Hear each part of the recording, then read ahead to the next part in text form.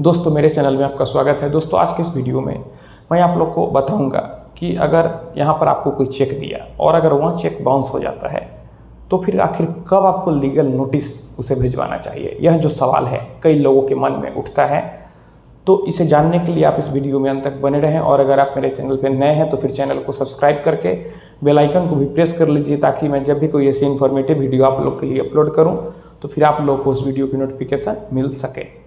यहाँ पर अगर आप कोई चेक देता है तो सबसे पहली बात कि जब चेक देता है तो उसका कोई ना कोई रीज़न होगा, तभी तो वह चेक दे रहा है। यहाँ उसकी लायबिलिटी होगी तभी चेक दिया होगा।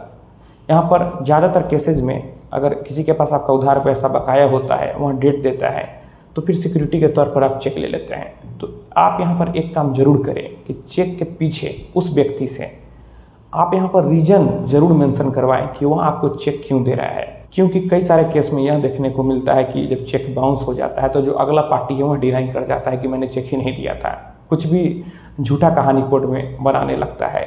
लेकिन अगर आप उसी के हैंडराइटिंग में उससे चेक के पीछे रीज़न लिखवा लेंगे कि वह चेक क्यों दे रहा है, तो फिर उसका कोई भी बहाना कोर्ट में नहीं चलेगा।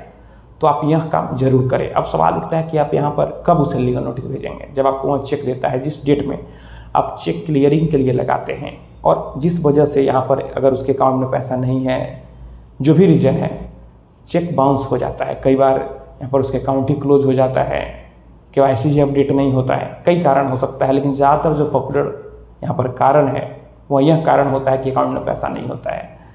तो यहाँ पर बैंक आपको रिटर्न मेमो देता है। तो जब आपको बैंक से कॉल आता है कि आपका चेक बाउंस हो गया है, आप अगर चेक ले जाइए, तो चेक के साथ आप रिटर्न मेमो बैंक वाले से जरूर मांगें और आपको वह जरूर देंगे।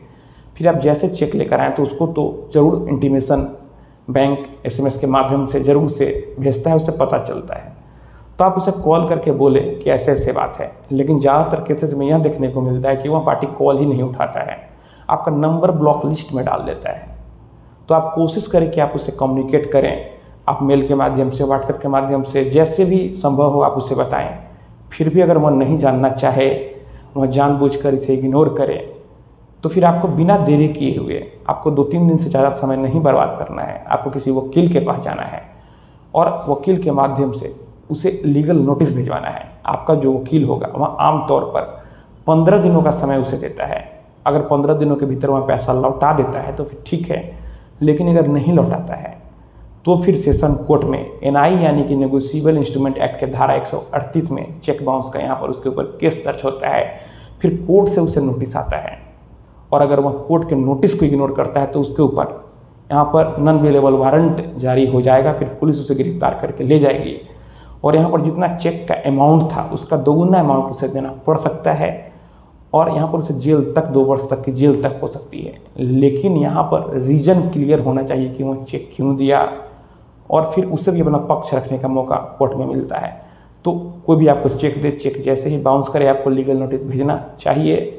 और अगर आप ही किसी को चेक देते हैं और अगर वह चेक बाउंस हो जाता है, अगर आपको नोटिस आता है, तो आपको रिप्लाई ज़रूर देना चाहिए, नोटिस को इग्नोर नहीं करना चाहिए।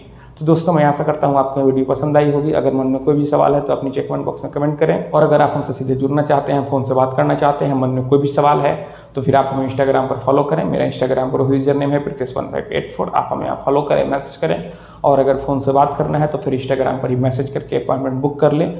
तो दोस्तों हम लोग मिलते हैं अगले वीडियो में एक नए टॉपिक के साथ। तब तक अपना और अपने परिवार का ख्याल रखें।